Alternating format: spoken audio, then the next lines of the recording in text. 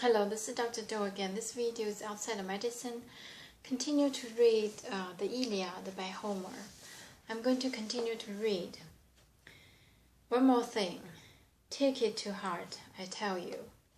If part of Athena's plan gives me the honor to kill them both, you check our tracers here. You lash them fast to our tails. Then dash for Aeneas' horses. Do not forget. Drive them out of the Trojan lines and into ours. They are the very stream. Far-seeing Zeus gave choice payment in full for stealing Ganymede, Troy's son, the purest, strongest breed of all the stallions. Under the dawn and the light of day, Lord Anchises stole from the fine stock behind Laomedon's back, Troy's grandson and heir to Troy's teams. He put some mares to the lusty stallions once, and they followed him a run of 6 in his royal house. 4 he kept for himself to rear in his own stalls, but the 2 you see in action he gave Aeneas. Both of them driving terrors. Would the god we'd take them both? We'd win ourselves great fame. Wavering back and forth as their 2 attackers closed in a rush, whipping that purebred team along, and Pandarus shouted first. What mad bravado, lofty Tydeus boy, will brave it out?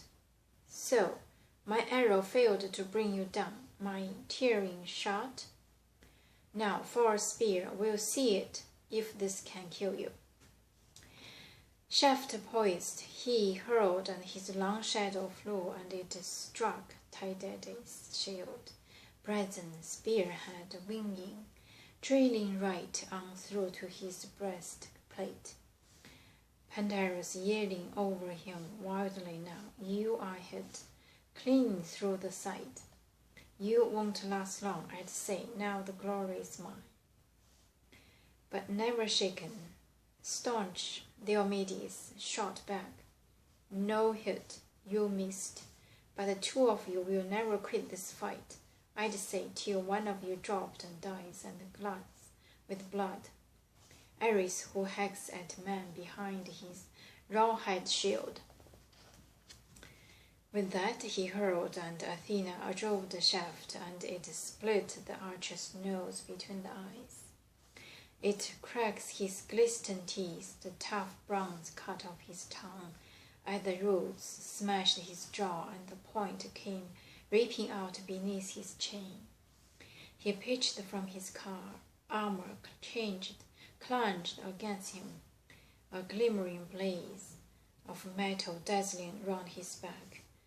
The purebred reared aside, hoofs pawing the air, and his life and power slipped away on the wind. Aeneas sprang down with his shield and heavy spear, fearing the Argives might just drag away the corpse somehow. Somewhere, Aeneas straddled the body, pronged it in his fighting power like some lion, shielded the corpse with spear and round buckler, burning to kill off any man who met him face to face, and he loosed a blood-curdling cry. Just as Diomedes hefted a boulder in his hands, a tremendous feat, no 2 men could hoist it. Weak as men are now, but all on his own, he raised it high with ease, flaunted and struck Arene's thigh, where the hip bone turns inside the pelvis. The joint they call the cup, it smashed the socket, snapped both tendons too, and jagged rock tore back the skin in shreds. The great fighter sank to his knees, bracing himself with one strong forearm planted against the earth, and the world went black as night before his eyes. And now the prince, the captain of men, and Aeneas, would have died on the spot if Zeus' daughter hadn't marked him quickly. His mother Aphrodite, who bore him to King Anchises tending cattle once, round her beloved son, her glistering arm went streaming, flinging her shining robe before him. Only a fold, but it blocks the weapons hurting toward his body. She feared some Argive fast with chariot's team might hurl bronze in his chest, rip his life out. She began to bear her dear son from the fighting, but Capanean's son did not forget the commands the Lord of the War cry put him under. Sthenelus checked his own racers clear of the crash of battle, lashed them tight to his chariot's rail with reins, then dashed for Aeneas' glossy four-manned team and drove them out of the Trojan lines and into his. He passed them on to Deipylus, a friend in arms. He prized beyond all comrades his own age. Their minds worked as one to drive to the ships. At Theseus, mounted behind his own chariots now, seized the glittering reins and whipped his team, his strong hoofed horses ahead at the breakneck speed, rearing, plunging to overtake his captain Diomedes, but he, with his ruthless bronze, was hunting Aphrodite. Diomedes, knowing her for the coward goddess she is, none of the mighty god who marshal men to battle, neither Athena nor Ino, raider of cities, not at all. But once he caught her, stalking her through the onslaught, gallant Tydeus' offspring rushed her, lunging out, thrusting his sharp spear at her soft, limp wrist and brazen point, went slashing through her flesh, tearing straight through the flesh immortal robes.